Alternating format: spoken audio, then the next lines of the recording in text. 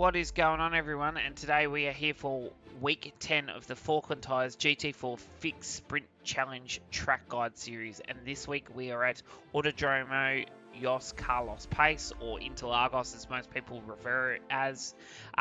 Very cool flowing circuit. I do enjoy being here. I've never actually driven a GT4 car around here, so it was quite a bit of fun to actually get up to speed. So it's going to be a great race. Obviously, you've got the Falkland Tyre Series here, but you've also got the IMSA Michelin Pilot Series here this weekend as well. So, 2-hour solo driver endurance race. So, if you're doing this guy might help you just a little bit as well with even just some markers and stuff like that. So, and then hopefully we'll see some of you guys on track. We will be racing it this weekend. So, apart from that, the car's got very good balance here on the fixed set.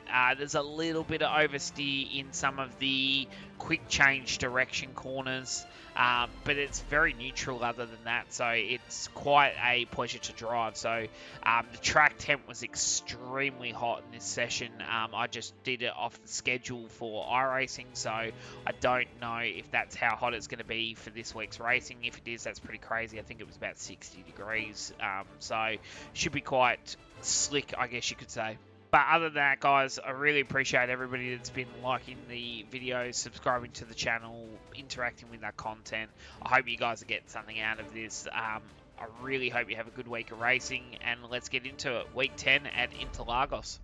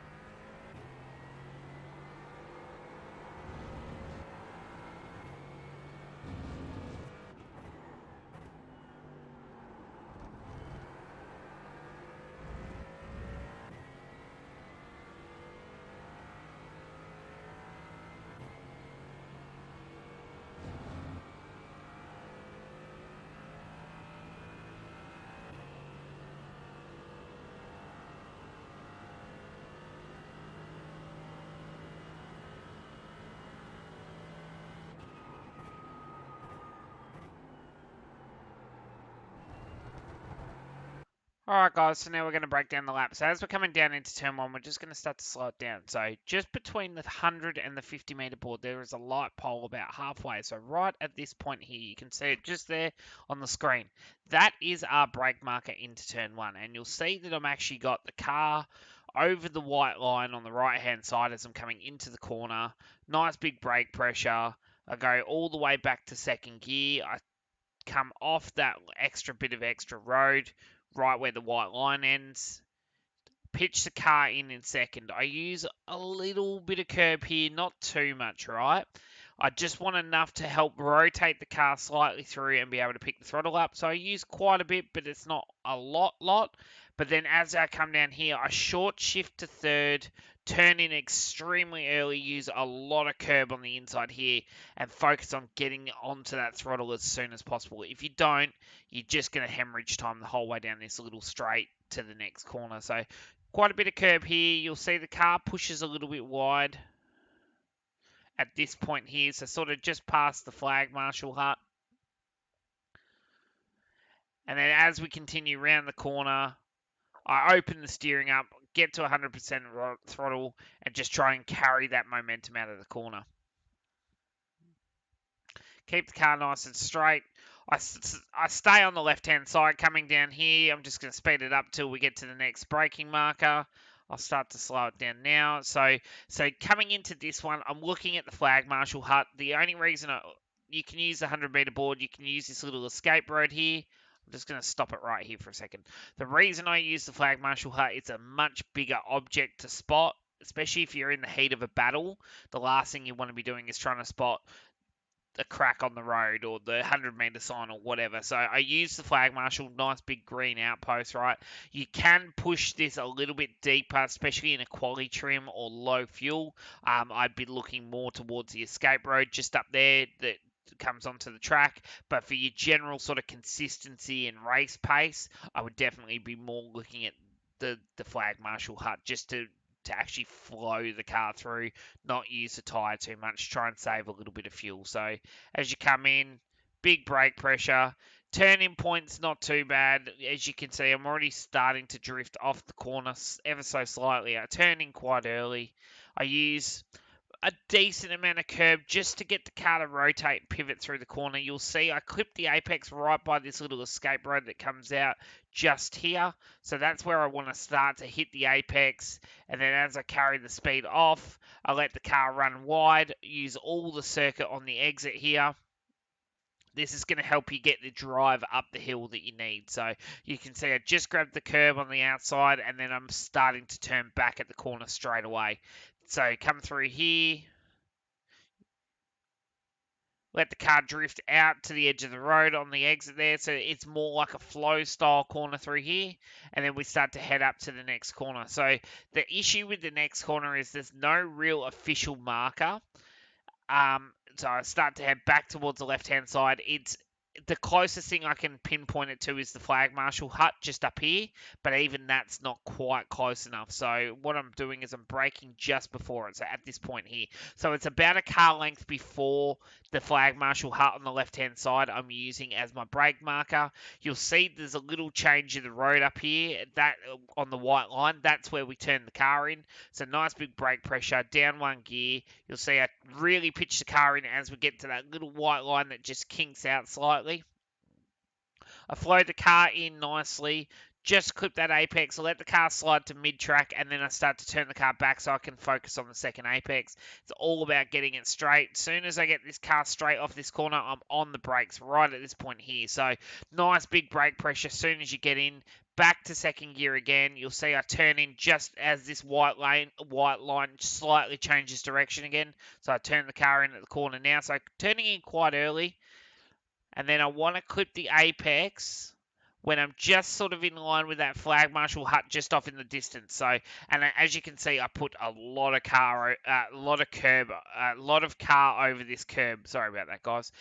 As we come through here, so I'm really trying to use the curb to help rotate the car in second gear through here. Car comes off, and then I sort of do this weird slide to the apex on the inside here, and then I want to use as much curb as possible, and you want to wrap it round. And then once you start to get just sort of in line with this tree here, so a little bit further through the corner, as I get in line with it, I'm picking the throttle up. So right at this point here, I pick the throttle up, let the car track off the curb. It's going to run wide to the exit curb on the outside, on the right-hand side down here. And then I start to chase the car back towards the left again. But what we do is it's really interesting. So I stay on the inside here. I line up with the flag marshal hut, and then I'm braking at the start of this curve on the inside here. And you can see I don't go right to the edge of the road, but I give myself about a car width wide, and then I turn the car in early. Now the road cambers in slightly, and that's why we're doing that. Use a lot of curb here to help pivot and rotate the car. Pick the throttle up on the apex. Car's going to slide off quite wide. Now you'll see what I do here is I actually go straight to the right hand side of the track as much as possible. And then what I want to do is I start to turn the car aggressively at the corner when I line up right at this point here with the flag marshal hut. So it's sort of like in a diagonal trajectory to me. And then I start to clip that apex here. I really want to be on the apex officially once we get to the orange tyre bundles on the wall. And then I start to let the car run off this. Now, this next bit, I was a bit narrow through here. You can actually use a lot more of the exit curb on the entry in. So you'll see that I'm placing my car here. Once we get to the end of the curb, it's probably another car length or two, and then it's a nice brake pressure. You can actually run your car out over all of this grate as well. I didn't add for this lap. I'm not really sure why, actually, to be honest with you, because I probably lost about a tenth and a half coming out of here. But yeah, so you can use all that. You'll see that I turn the car in once we get to this concrete pad here.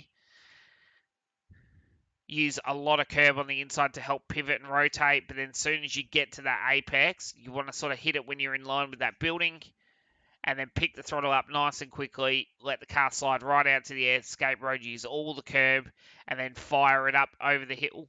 And there you go, guys. That is your track guide. Well, not quite yet. Then as we're coming through here, get nice and close to this white line. Let the car track out to the outside of the road. Now, as you come through here, you can cut across the pit lane. I don't recommend it, especially if there's guys pitting and stuff like that, but on a hot lap when there's no one else on the track, 100% use all the circuit, you know what I mean? So cut across there like that, and then fire it up over the start-finish line. And there you go, guys. That is your walk-through track guide for this week. I hope this has helped you. Good luck for your week of racing, and we will see you next week for week 11.